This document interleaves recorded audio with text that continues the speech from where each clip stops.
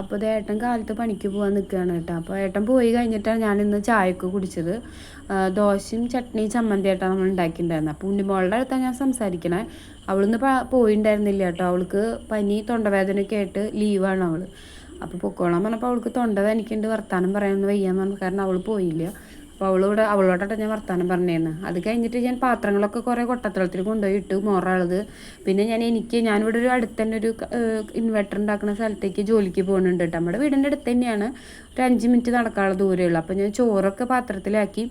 അത് കഴിഞ്ഞിട്ട് പാദ്യമ്പറൊക്കെ വൃത്തിയാക്കി. പിന്നെ നമ്മുടെ സ്റ്റവൊക്കെ തുടച്ച് വൃത്തിയാക്കിയിട്ടാണ്. നമ്മുടെ സ്റ്റവ് പുതിയതാണ്, നമ്മുടെ പഴയ സ്റ്റവ് നാശമായി.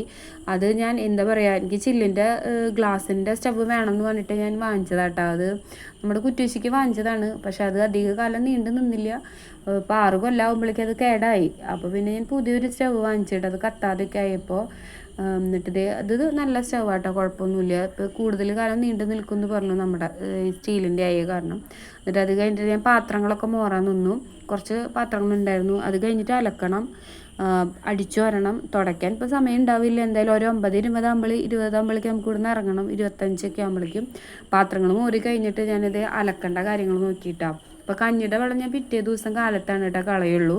എന്താ വെച്ചാൽ പുളിച്ച കഞ്ഞിവെള്ളം നമ്മുടെ ചെടികൾക്കും ഇപ്പോൾ തെങ്ങിൻ്റെ കടകിലേക്ക് ഒഴിച്ചാൽ നല്ലതാണെന്നൊക്കെ പറഞ്ഞിട്ട് അത് കഴിഞ്ഞിട്ട് ഞാൻ അലക്കാൻ നിന്നു. പിന്നെ ഇത് ഷീറ്റ് നമ്മളിപ്പോൾ അധികമായിട്ടില്ല, ഒരു മാസമൊക്കെ ആയിട്ടുള്ളൂ കേട്ടോ. നമ്മളിവിടെ താഴത്ത് ഷീറ്റിട്ട് വിറക് വെക്കാനും തുണികൾ തോരിടാനൊക്കെ ആയിട്ട് അത് നല്ലൊരു സൗകര്യമായിട്ടാണ്. മഴയത്തായാലും എനിക്ക് അലക്കാൻ വേണ്ടിയിട്ടൊരു ഉപകാരമായി. പിന്നെ അത് ഞാൻ എൻ്റെ സഞ്ചി എടുത്തിട്ട് ഞാൻ ജോലിക്ക് പോവുകയാണ്. ചോറും കുടയൊക്കെ ആയിട്ട് ചെറുതായിട്ടൊരു മഴയൊക്കെ ചാറുന്നുണ്ടായിരുന്നു കേട്ടോ ആ സമയത്ത്. അപ്പോൾ ഇന്നത്തെ വീഡിയോ ഇത്രയേ ഉള്ളൂ കേട്ടോ.